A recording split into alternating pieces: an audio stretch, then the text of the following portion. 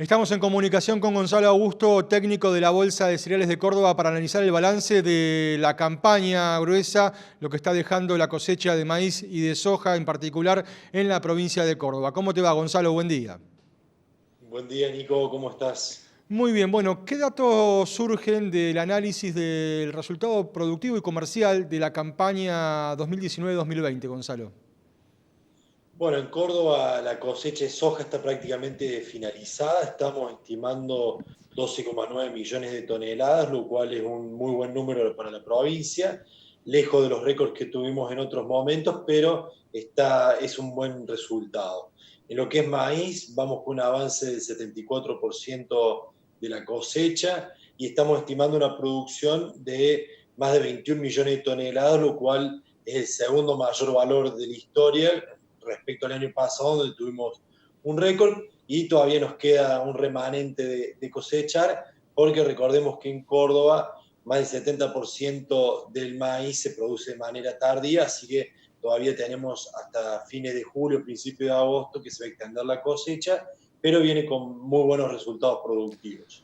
Ahora, el maíz se produce mayormente como maíz tardío en Córdoba, sin embargo, no es el cultivo que haya dejado el mejor resultado económico, ¿no? Claro, así es, y podemos poner la primera placa donde tenemos los resultados para la campaña 2019-2020. Vemos que el maíz tardío tendría los peores resultados, y esto es así principalmente porque los precios que estamos esperando para julio, que tomamos como referencia, son más bajos de los que esperábamos cuando estamos proyectando la campaña. Cuando nosotros el año pasado estamos viendo el momento de la siembra, los precios eran más atractivos, no había aparecido el COVID y tampoco estábamos estimando una producción récord como la que va a tener Estados Unidos durante esta campaña, que va a incidir negativamente en los precios. Y por otro lado, también tenemos a Brasil, que viene con una cosecha récord del maíz safrinha, que se cosecha también a mediados de agosto, septiembre, y eso incide negativamente en los precios. Lo que es soja de primera, que también ya ha prácticamente finalizado, y tal como lo veníamos previniendo el año pasado, cuando veíamos que podían aumentar los derechos de exportación, vemos que la rentabilidad es prácticamente nula, si bien el margen bruto es positivo, pero cuando incorporamos el costo de arrendamiento, los impuestos y otras variables, la rentabilidad es prácticamente nula, también influido obviamente por los factores externos que hizo que los precios cayeran.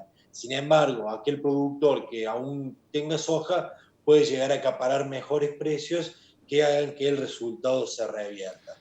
Y lo que es el maíz temprano, tuvo también muy buenos resultados, principalmente también porque acaparó mejores precios, donde en abril los precios eran mejores de lo que estamos manejando en estos momentos.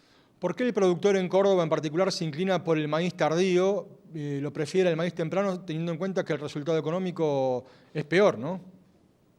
Bueno, si bien generalmente el resultado es menor que el maíz temprano, principalmente también porque entra a la ventana comercial, es en un momento donde hay una abundante oferta de cereal a nivel global y así que los precios sean más bajos. Sin embargo, la cuestión de que el productor cordobés se incline por el maíz tardío se basa principalmente en una cuestión mayormente agronómica.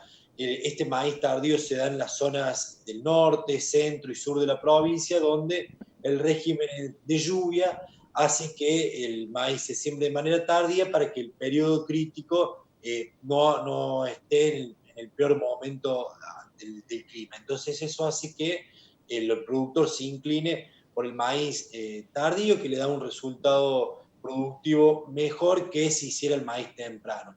Contrariamente a lo que pasa en la zona núcleo de Córdoba, como es Unión, Marcos Juárez, o incluso algunas zonas, como por ejemplo el departamento San Justo, ahí en el límite de Santa Fe, donde la mayor proporción es del maíz temprano, pero esto está básicamente relacionado a las lluvias, al régimen de precipitaciones, que hace que por una cuestión agronómica sea mejor inclinarse en estos casos por el maíz temprano, mientras que en el norte provincial es mejor el maíz tardío.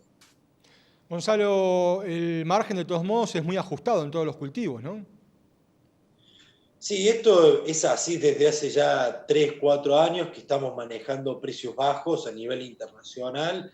Encima, ahora a nivel local tenemos un derecho de exportación que hace que los precios sean más bajos y lo que fue salvando al productor o el resultado económico fue básicamente una mayor productividad por hectárea que ha compensado los menores precios. Pero esta es una situación a nivel global y por lo pronto lo que es maíz es lo que podemos esperar a lo largo del año, que vamos a tener precios bajos, y en soja podemos tener alguna mejores perspectivas.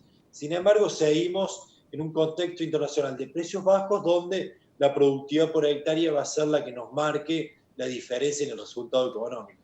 Bien, arranca o arrancó ya el nuevo ciclo agrícola con la siembra del trigo. ¿Cuáles son las proyecciones que manejan en cuanto a resultado económico para la campaña 2020-2021, haciendo la ecuación trigo-soja y comparándolo con lo que fue el resultado de la 19-20?